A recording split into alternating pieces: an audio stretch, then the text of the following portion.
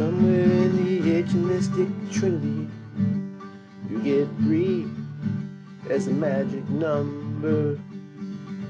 Passing the present and the future, faith and hope and charity, the heart and the brain and the body give you 3 as a magic number. Hi again, this is Scott, Newbie Mountain Bike Love, and today we're going to look at the big basic 3 skills you need before you start mountain biking, or if you just started and you just need to catch up. That's the big 3.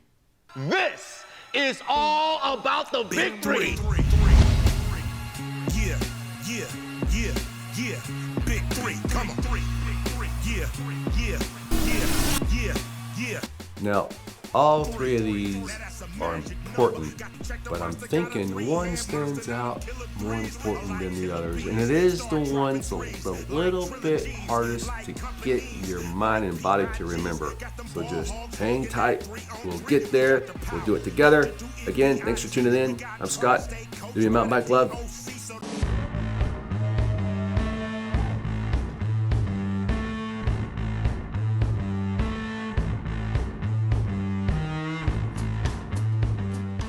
So today we're going to discuss the big 3 skills you need as a foundation. So in the future, when you're learning new skills and you're trying new things, these will be laid already so you can build on these and you can advance your mountain bike skills. The idea is that these become a habit to you where you don't have to think about them as you get used to them. So you can start working on these immediately. The next ride, you can work on these 3 skills. Now, these skills may seem obvious at first, but you would be amazed at how many riders, new riders, and intermediate and experienced riders fail to do all 3 of these. Let's start with number 1. One wonderful one.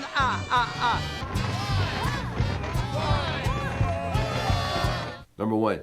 Where are you looking? Simple question. Where are your eyes going when you're riding your bike? Are they scanning in front of you? Remember, the faster you go, the farther ahead your eyes must scan. Are you looking at your front wheel? Are you looking at the squirrel? Are you checking out your shadow when the sun comes through and go, oh yeah, I'm a mountain biker? Are you looking at a reflection somewhere somehow? Are you checking out the sunset?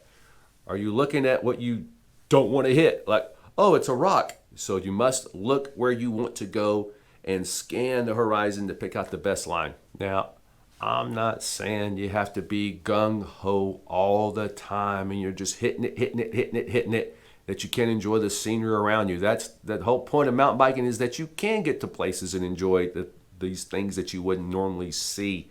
But make sure you don't do that in the middle of a downhill or a trail with switchbacks and single track and features in it. Make sure you're at a place where you're just relaxing, just pedaling slowly, maybe even stopping and taking in the scenery. Because on the trail, things come at you very, very quickly, and trails are very dynamic. And what you think might be safe one ride, 2-3 weeks later, you'll be on the same trail, and this trail will change. There'll be something in that trail that you're not used to seeing that will all of a sudden be there. It could be a rock that just came down off the side of the trail into your path, an exposed root. Rain could have washed something away off the trail. A tree could be down, a rider coming at you. Could be somebody slower, maybe a kid in front of you. Mountain bike trails are very dynamic, and you must be ready. And the only way to be ready is to see what's coming at you or what you're coming at. And that brings me to number 2. Yes, it's 2. Ha. What good is it to see the trouble you're heading at or the new thing you're heading at if you can't stop? What I mean is, if you're gripping it and ripping it and you don't have your fingers out over the brake, what good's that going to do you? This won't stop. You have to cover the brakes with one finger too. You have to always be ready to stop. You never know what's coming at you on a trail. It could be a drop, a jump, a root, a rock, an animal, a nope rope, which is a snake, by the way. Could be a squirrel across your path. Could be anything. No trail is ever the same on every ride, and you must be ready for what's coming. Now, most modern mountain bikes have hydraulic brakes, and that's for a reason. You can modulate and stop with one finger on modern hydraulic brakes. That's what's so good about them. So, with modern hydraulic brakes, you should always, how many ways? All ways cover your brakes. Have the fingers always ready. Get used to it. Get the muscle memory. Even walk around your house like this. When you push your bike to your car, cover your brakes. If you ride down to the mailbox, cover your brakes. If you're on a little section of a paved park road with your kids, stay used to it. Keep that finger out front always ready for anything. Develop that muscle memory. Now, old mountain bike brakes either used V-brakes, linear pull, but the old rim brakes, sometimes you had to use two fingers to have enough stopping power, so you had to stop. And so people get used to that, and then they bring that into when they have their new hydraulic brakes. But that's really too much stopping power. You can't really modulate if you see something in front of you, it runs across the trail, you got to stop real quick, you'll lock them up. I know of too many riders, that have gone over the handlebars just because they kind of freaked out a little bit and they had two fingers on each brake and they just locked them down and it just wrecked. So one finger is enough. Besides, did you know the human hand, the tendons, the index finger is on separate tendons separated from these three. The gripping power of these three is well enough to grip. So let that index finger right out front, covering and hovering over that brake. And make sure when you apply your brake, very important, evenly at the same time. Evenly. Unless you're going through a corner and you start to freak out, don't hit the front brake, just use the back brake because you don't want your front wheel to stop and skid and slide you out. That was number 2. Now, number 3, the one you've all been waiting for. Number 3. Keep your feet level on the pedals, equally weighted. Don't weight one pedal over another one. That will put your whole body to the side on that pedal.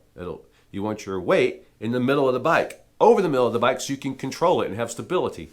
Nothing will contribute to your growth as a mountain biker and laying a proper foundation for developing future skills like keeping your feet equally weighted on both pedals. I've even heard a big-time skill instructor say, think with your feet. What he's saying is that develop muscle memory with your feet, your pedal position where your feet are on them. Let that be a real goal of how you mountain bike. Let it become important if you haven't yet. Be aware of where your feet are on the pedal and that they're equally weighted on each pedal. That the pedals are level. When they're not level, your weight will be on one foot over the other, which throws you off. In many circumstances, you just don't have the time to bring a foot back up one way or the other, reset your body, get your weight where you need to be, equally weight on the pedals and on the center of the bike to get you to ride safely, with stability, and with control, and with the balance needed. I know on a flat corner, you may be tempted to drop your outside foot as you turn in, but you need to get out of that practice, at least for the time being. A lot of times that's for roadies. That's where that's really learned, is when you're riding on a smooth, flat surface that is static and never changes.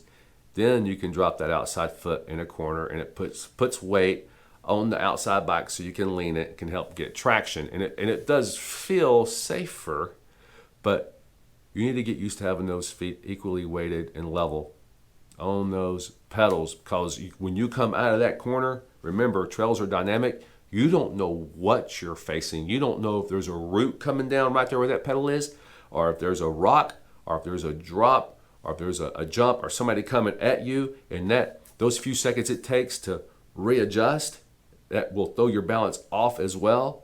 That could lead to a disaster. And it's going to slow you down. You got to be ready for the next feature. Just because you got one corner, well, the next one may be a corner going the other way, and you might have to move back and it's all the time shifting your weight around, or it might be a straight shot, downhill, uphill, rock section, root section, rock garden, mud, water. You don't know. Somebody coming at you, and to stop, you need to have your feet heels down anyway, and you can't stop effectively if one pedal is up than the other. So all kinds of reasons on why to have level pedals when you're a mountain biker. And remember, you're a mountain biker. Let the roadies drop their outside foot. You don't need to do that. You need to be ready for what's coming at you. So start thinking with your feet every ride. Doesn't matter if you are riding on flat pedals or if you are riding clipless pedals. Still, you need to think with your feet. It's very important. And that will lay a proper foundation for you in your future mountain biking skills. You can grow and grow and grow and keep enjoying it, not get hurt, do it safely, and just get better and better. And I will recommend you check out my video on the importance of how to ride a flat pedal and why they're good for training to go flat first before you get into a clipless pedal. So thank you for visiting me. Again, Scott, Nubian Mountain Bike Love. I hope you enjoyed this. I hope it was informative to you. Make sure you subscribe if you haven't, and like if you haven't, and most importantly, comment. And most of you haven't. So leave that comment. Yeah, you. Leave that comment. Don't make me come over there. I see you. I'll do it. What's that knock? You hear that? That's me at your door. Hey, leave a comment. So, thanks for tuning in again. I'm Scott, Nubian Mountain Bike Love, and I hope you have a great day. I'll see you out on the trail. Man and a woman had a little baby. Yes, they did. There were 3 in the family. 3 is the magic number.